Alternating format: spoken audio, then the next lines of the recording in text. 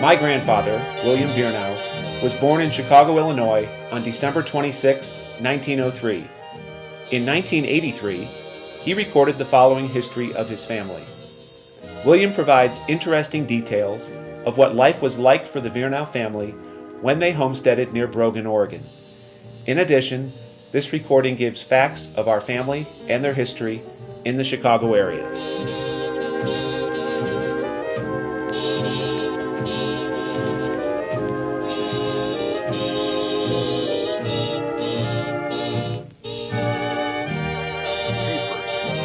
I'm sitting at a card table in the small front bedroom, and Grandma is on the couch in her bundled-up bag, eating her breakfast and reading the paper.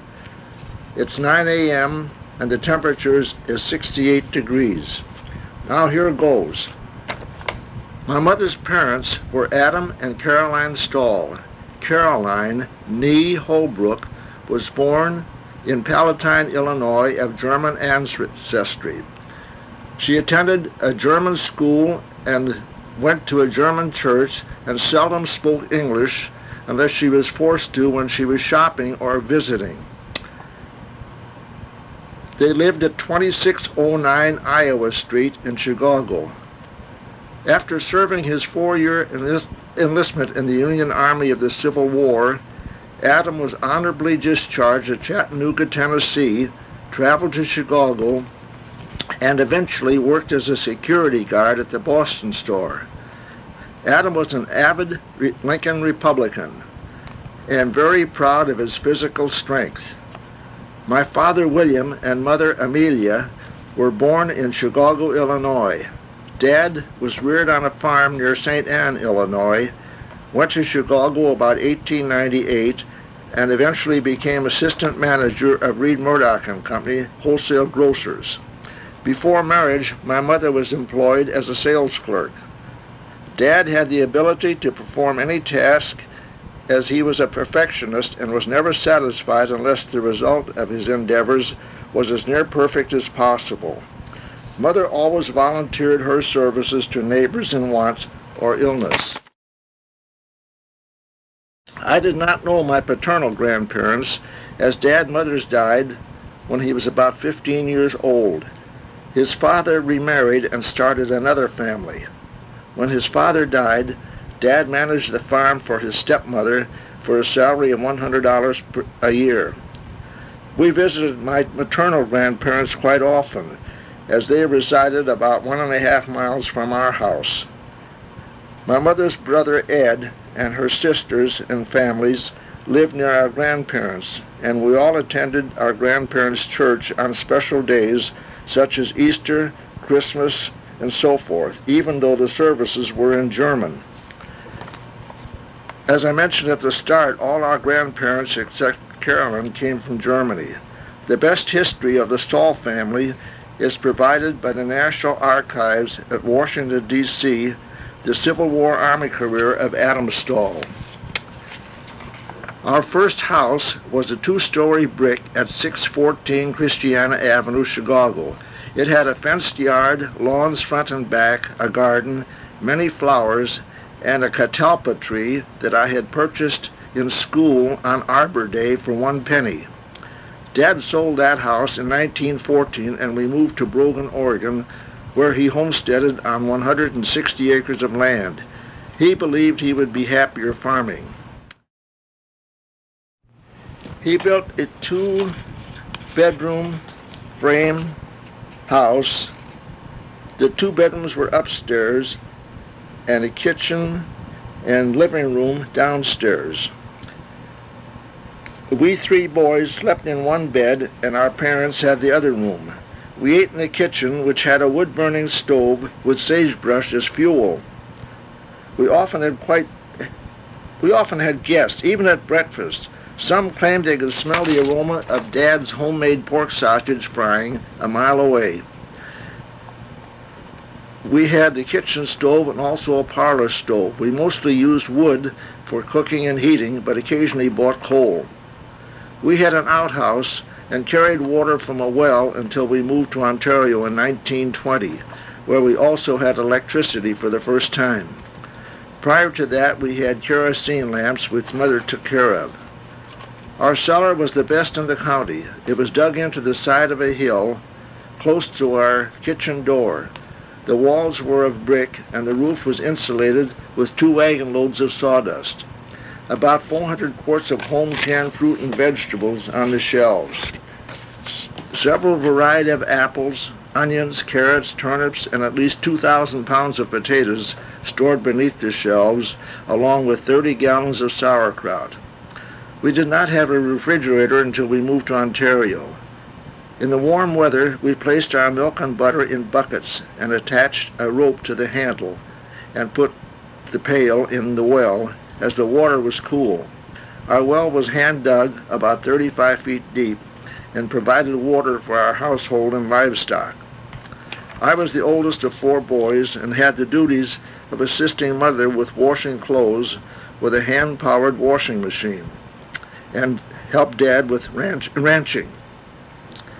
At the age of 13, I was often entrusted with the responsibility of the ranch when my parents and young brothers made an all-day trip with produce to the mining towns of Malheur City or Mormon Basin. After I fed chickens and calves, weeded garden, and other minor chores, Spot, our dog, and I would check my traps. Ground squirrels destroyed the young growing wheat near their burrows, and I had 30 number row steel traps I set at the holes. I checked the traps and removed the catch and reset them. I also carried a .22 caliber rifle, shooting as many squirrels as I could. My mother was considered the best cook in that section. During summer, we seldom had fresh meat except chicken, lacking refrigeration. Occasionally, we would butcher a sheep or young steer and share with the neighbors. Mother's summer special was New England boiled dinner, all fresh garden vegetables cooked with beef. Seemed we always had guests on the special days. Another was every Saturday, home fresh baked bread and coffee cake and home baked beans with molasses and salt pork with homemade ketchup. On Sunday afternoons, friends came 10 or 12 miles. Remember, that's by horseback, no cars, to visit and be invited to supper. Mother could whip up a meal in a hurry. She made German-style potato salad and a fine macaroni salad that was filling, and with our home-cured ham, bread, yellow cucumbers, pickles, apples, pie, and so forth, all appetites were satiated. Mother knitted mittens, scarves, and wristlets, also made patchwork quilts, sheared our sheep, and washed and carded the wool used in the quilts. I became adept at cooking as I was the helper. I specialized in baking powder biscuits, as they were present at most meals. Our mail was sent to Brogan, Oregon, and we managed to get it once each week. It was 7 miles from our home, and many times we walked. We lived near the top of a dividing ridge of the mountain, so going to town was downhill, and at a brisk pace one could get there in a little over 2 hours. Walking home required 2.5 to 3 hours. Postage rate for letters was 2 cents at that time. Our parents kept in touch with the relatives regularly, as mail brought news of family 2,000 miles distant. Our uncle and aunt and cousin, Fred and Mary Miller and Alice, visited us on the homestead for 2 months in 1916. Fortunately, since we lived 40 miles from a doctor and transportation was by horse and buggy, we had no serious illnesses or diseases. Mother had her own remedies. For sore throat, a thin slice of salt pork next to the throat, covered by a flannel cloth around the neck. Warm camphorated oil rubbed on chest for colds. Her own cough medicine was made with a liquid of boiled onion peels and honey. She was adept at applying psychology to minor aches and pains. I remember soaking in a tub of hot water with a generous amount of Epsom salt in the water to alleviate bruises. Although my dad and I enjoyed hunting rabbits and ducks and working together, I believe I was especially close to Mother. She worked long hours in the garden, did the baking, cooking, laundry, cared for baby chicks and young animals, and was available for anyone in need of help within a radius of 10 to 12 miles of home. I'd hitch up her horse, Little Queen, to the buggy, and she would be off with her pot of homemade chicken soup, fresh-made bread and butter, and remedies. I think she felt indispensable. In the evening, we sat around the kitchen table with the lamp in the center. We children studied, played games, or read books. Mother knitted or worked on her quilts. And Dad wrote letters, planned his next day activities, or read the weekly paper. When possible, Dad worked for farmers in the valley, harvesting and putting up hay. The pay was meager, $2 for 10 hours labor per day, and the work was usually finished within 10 days. Mother did not work outside the home, but sold our surplus eggs and butter to the store. The price she received was 15 cents per dozen for eggs and 20 cents per pound for butter. New potatoes sold for 2 cents a pound. I started to work for neighbors at age 13, stacking sagebrush in piles, then setting fire to them. I received 10 cents per hour.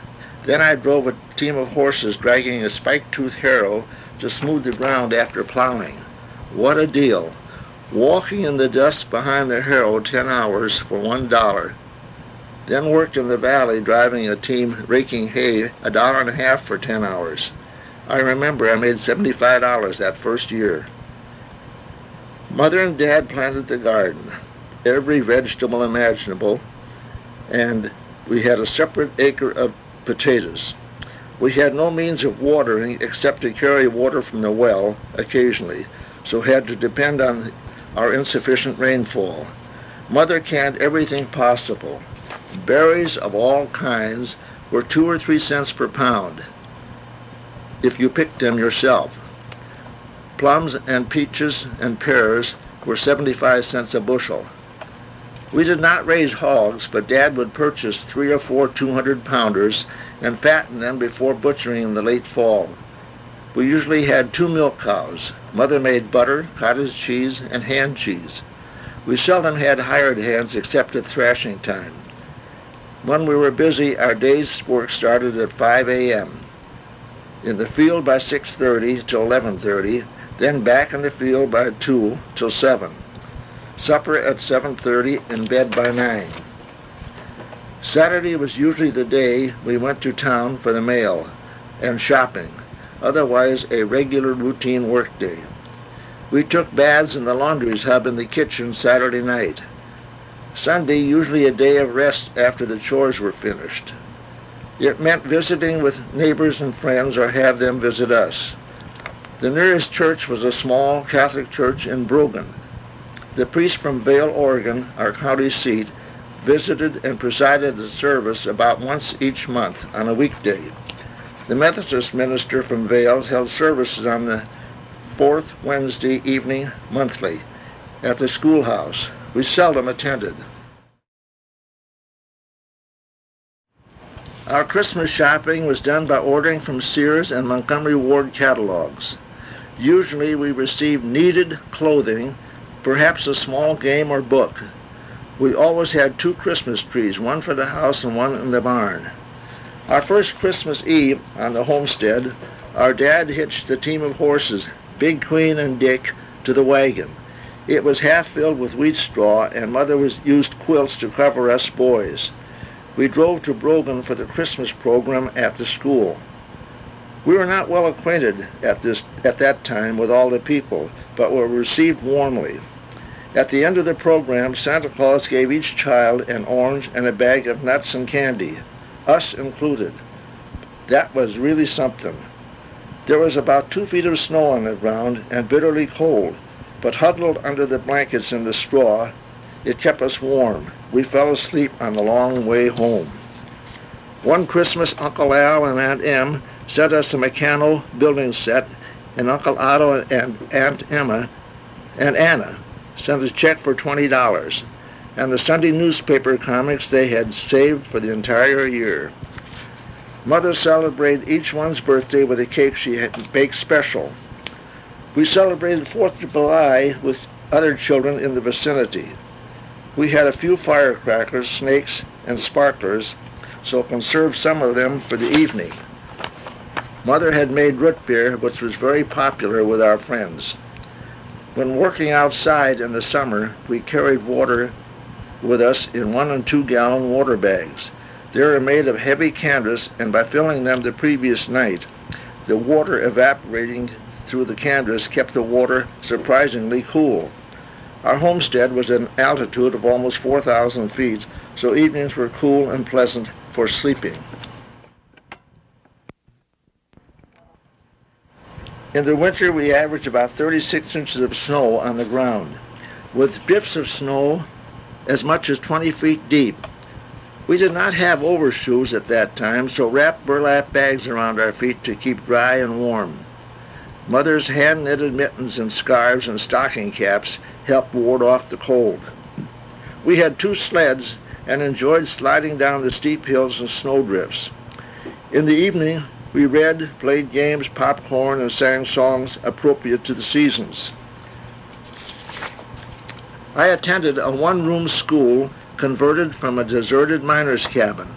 I think there were 9 students. My brother Roy and I rode Little Queen with a bag of hay tied to the saddle horn for the horses' lunch. We rode about 5 miles over the hill through Willow Creek Canyon into Mormon Basin Canyon and beyond.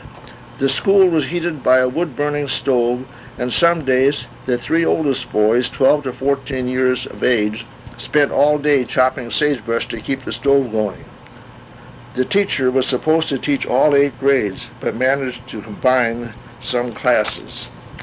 Since the school was adjacent to a creek, we built dams at recess, and in the winter tried skiing on barrel staves.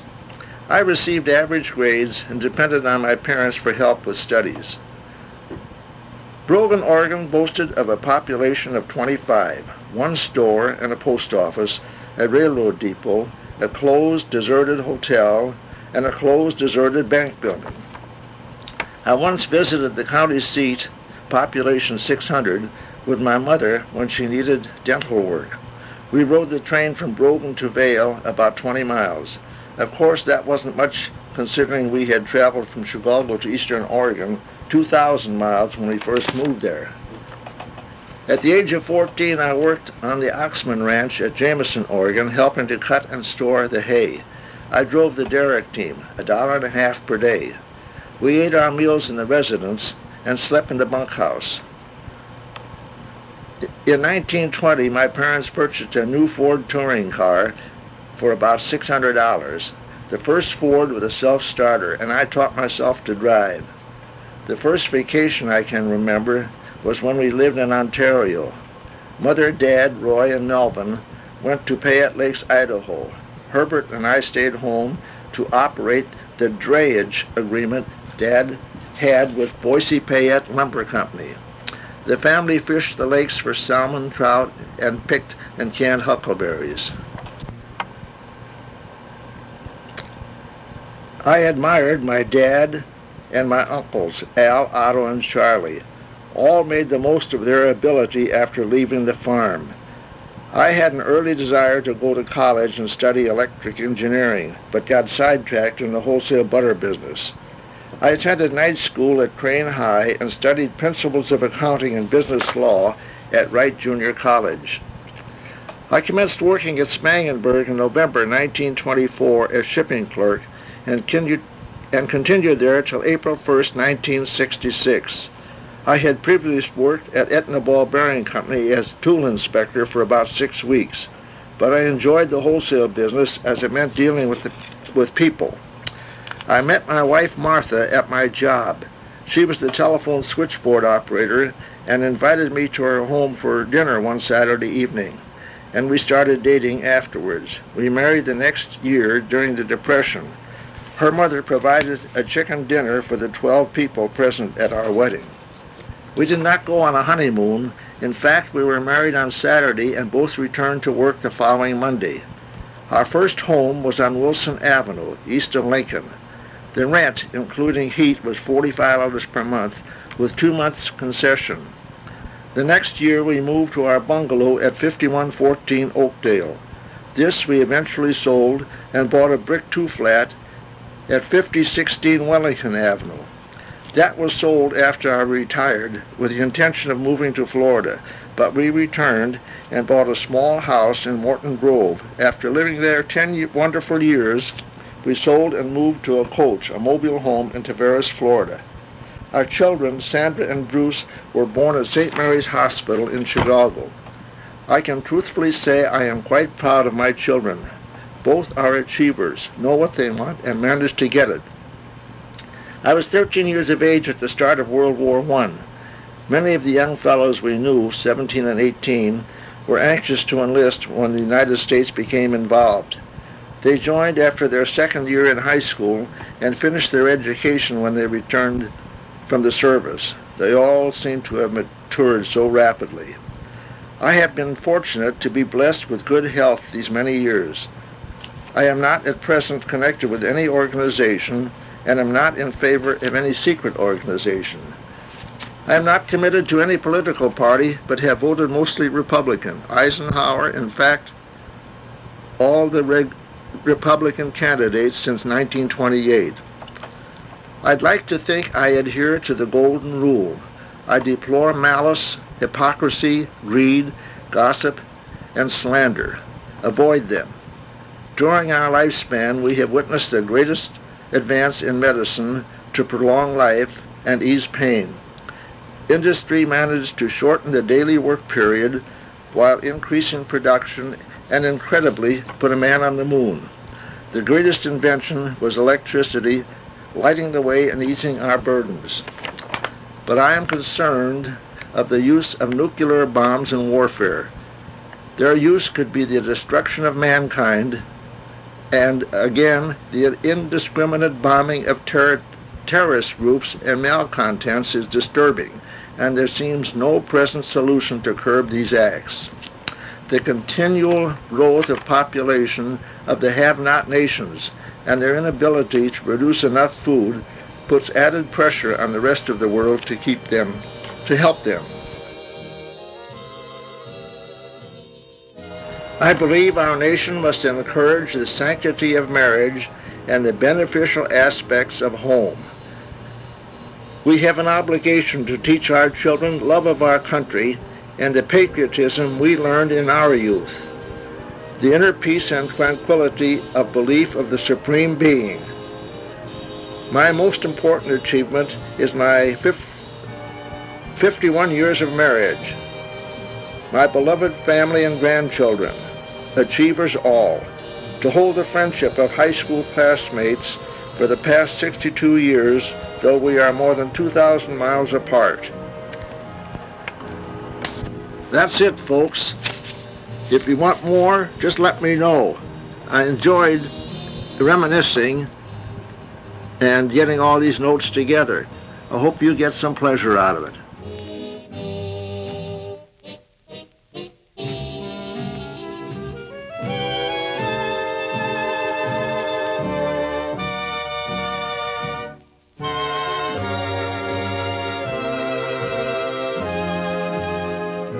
William Viernow lived in Tavares, Florida until 1995.